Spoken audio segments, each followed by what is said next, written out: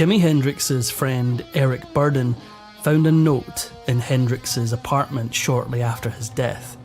That's when Burdon almost cost Hendrix his legacy by making a disturbing announcement. When people think of Jimi Hendrix, they picture the wild hair, flamboyant clothes, electrifying guitar solos, and of course, the man who set stages and guitars on fire in the late 1960s. But what does it take to rise so high above the noise that the world has no choice but to watch? In Hendrix's case, the answer wasn't just talent. It was tragedy, chaos, and a life that burned as intensely as his music.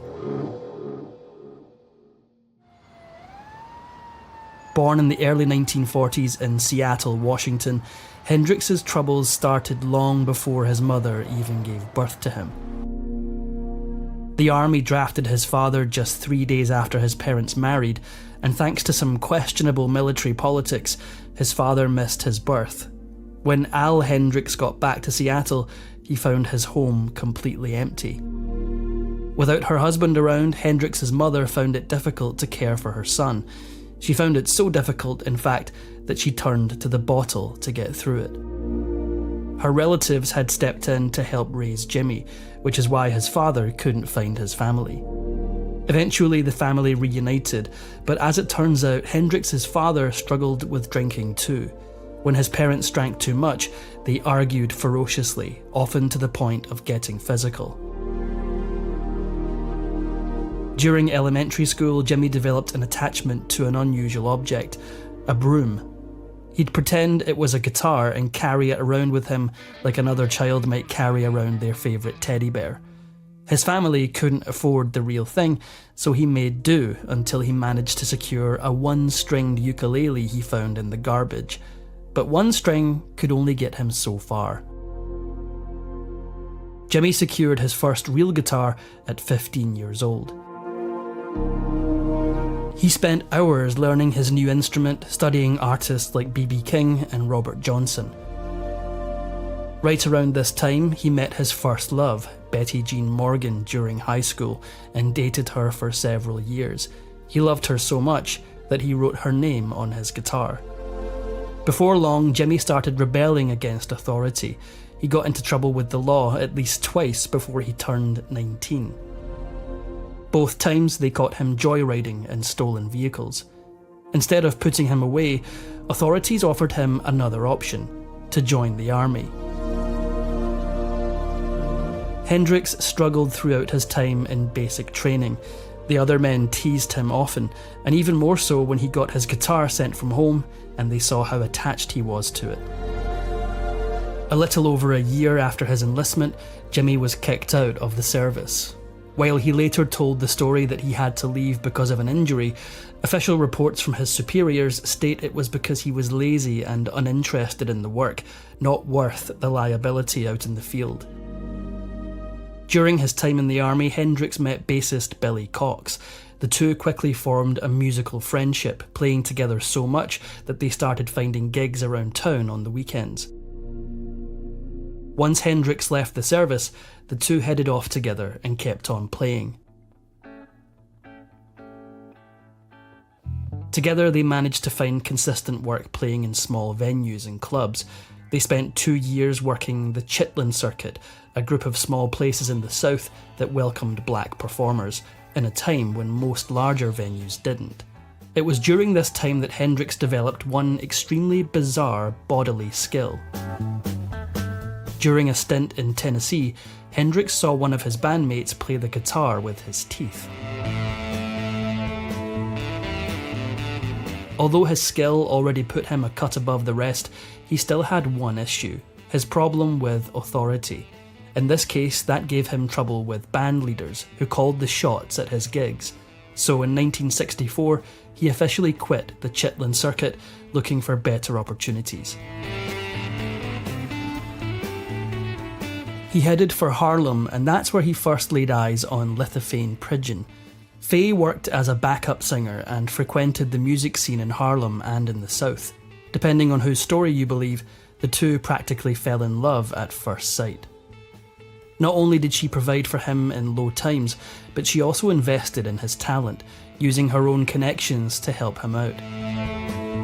And although she claims they never made things official, Hendrix found himself head over heels in love with a woman he couldn't tie down. In the end, Faye didn't want to stop dating other men despite her affection for Jimi. According to her, Hendrix was insanely jealous of her free love life. She remained special to him, so much so that he'd eventually write a popular song about the cute little heartbreaker. And though she didn't settle down with him, she gave him just what he needed to take the next step. That same year, Hendrix got a huge leg up when a friend of a friend got him an audition for the Isley Brothers. He played background for the band on tunes like Testify and Mercy Mercy. Then Jimi landed a spot playing in the band of rock and roll legend Little Richard. Working with Richard got Hendrix his first TV spot and opportunities to work with other major artists.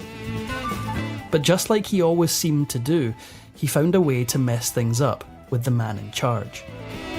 About a year after he began working with him, Little Richard gave Jimi Hendrix the boot. The two never really got along, reportedly due to Hendrix's tendency to be late, as well as his propensity for getting extra flashy on stage. But one other thing really got under Little Richard's skin: Hendrix's unusual fashion sense. In 1966, Hendrix relocated to Greenwich Village. He likely felt right at home in the lower Manhattan neighbourhood, buzzing with musicians of just about all genres. But there, in the heart of the creative hotspot, Hendrix started experimenting with all kinds of mind-altering substances. Jimi met Linda Keith, Keith Richards' girlfriend, while playing at a popular New York City music spot. Allegedly, she was so mesmerised by his guitar playing that she struck up a conversation with him. She recommended him to manager Chaz Chandler, who took Hendrix on and persuaded him to go to London to pursue his career there. Once in London, he signed a new contract and gave an unplanned performance that marked the beginning of his stellar rise. Hendrix met his next girlfriend, a DJ named Kathy Etchingham, at that first London performance. She became his new muse, ultimately inspiring songs like The Wind Cries Mary and Gypsy Eyes. Once he had his recording deal, Jimi went to work putting together the perfect band. He auditioned several musicians, judging them both on musical ability and, interestingly enough, what they wore. In the end, he managed to set up the Jimi Hendrix Experience for the kind of skyrocketing success the music world rarely saw.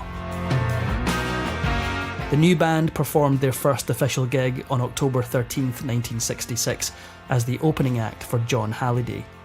The audience loved them.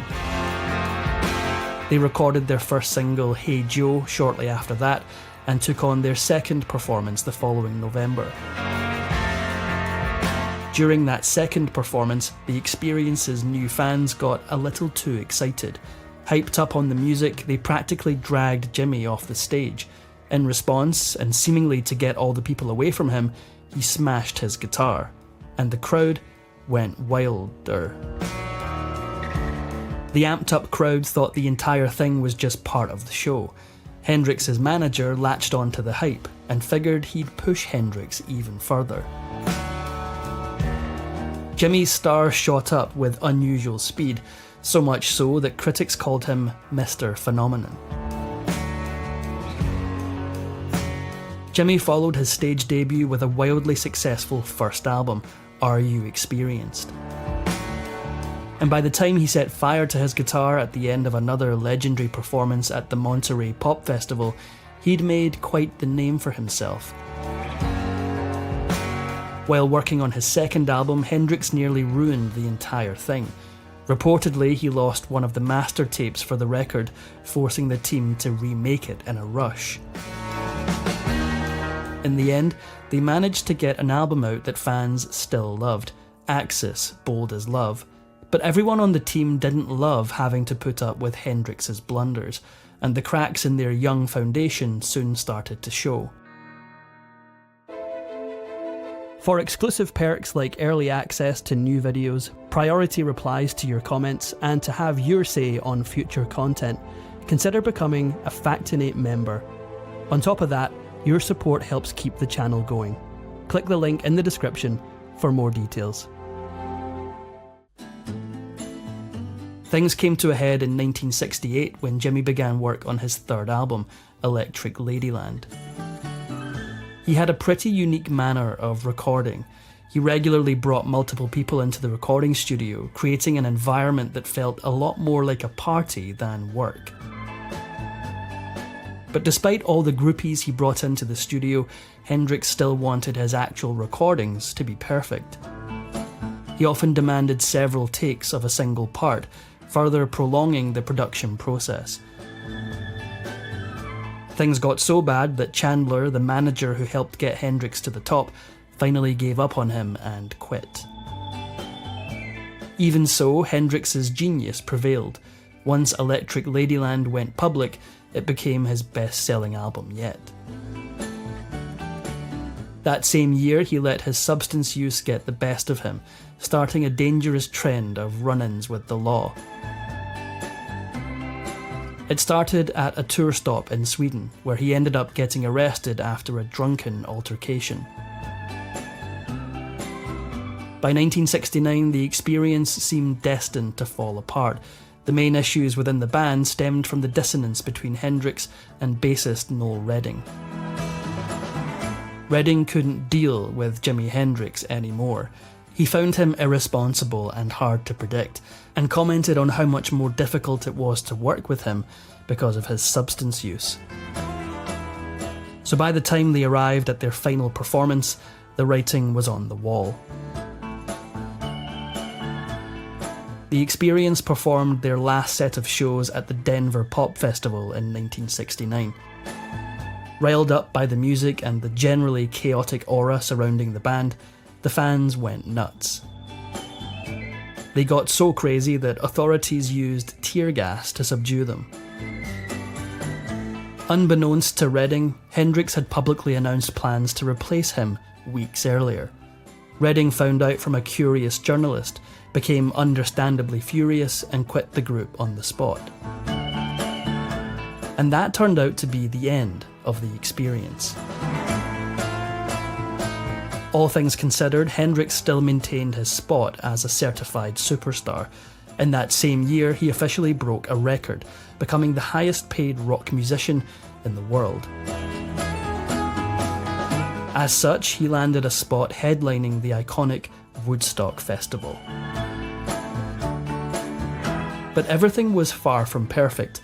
He had to play with musicians he didn't know, and he harboured anxiety about the size of the crowd. On August 16th, 1969, Hendrix gave a performance that remains one of Woodstock's most legendary moments. He gave a standout performance of the Star-Spangled Banner, using his guitar to imitate the sounds of war, a musical protest against the unrest in Vietnam at the time. One critic called it the single greatest moment of the 60s. Hendrix didn't know it then, but this proved to be his last hurrah. The rest of that year was characterised by evidence that Hendrix was truly spiralling out of control. Authorities found drugs in his bags as he passed through Toronto Airport and ultimately charged him. Although the charges were later dropped and some of his friends claimed he was set up, clearly Hendrix was slipping downward. In that same year, he gave love another try with Monika Dannemann, a German ice skater. They got engaged the following year and found a place to stay together in London while Hendrix set out on his Cry of Love tour. Hendrix managed several years ripping it up on stage while spiralling into substance abuse behind the scenes, but during the 1970 tour, it caught up with him. In one instance, he walked off the stage before finishing a performance, leaving with the simple statement, "I've been dead a long time." September 17th, 1970 started like any other day for Hendrix and his fiancée. They spent the day together as normal and stayed up till early the next morning, chatting until they fell asleep. When Dannemann woke up the next morning, she found Hendrix unconscious. By the time he got to the hospital, it proved too late. Quickly after, a friend of his raced to his apartment to do a sweep before the authorities could, but nothing could prepare him for what he was about to find. When Hendrix died, his friend Eric Burden of The Animals quickly scoured his apartment to remove any traces of drugs that the authorities might find. It was then that he discovered a poem Hendrix had written mere hours before his death, titled The Story of Life. Since Burden had discussed death and taking one's own life with Hendrix before, he assumed that the poem was that kind of note. Without thinking, Burden made a huge mistake. He appeared on the BBC to confirm that Hendrix had taken his own life. He would later recant this statement, saying, "I made false statements. I simply didn't understand what the situation was. I misread the note. I thought it was a goodbye." At this point, the autopsy report came back. In the end, examiners determined that Hendrix had been intoxicated and choked on his own vomit. Reportedly, he'd taken an excessive amount of his fiancée's sleeping pills, so at just 27 years old, Hendrix was gone, but not without a legacy and just a little extra chaos in his wake. Several of Hendrix's albums were released after his death, and while his fans applauded the continuation of his legacy, his father found himself struggling to secure the rights to his son's music. In the end, he did manage to secure them, and continues to protect and share his son's catalogue to this day. If you enjoyed this Factinate video, give it a thumbs up and subscribe for more incredible stories. If you want a say in who we cover next, join our membership programme through the link in the description for exclusive perks. Your support means everything to us. Thanks for watching, and we'll see you in the next one.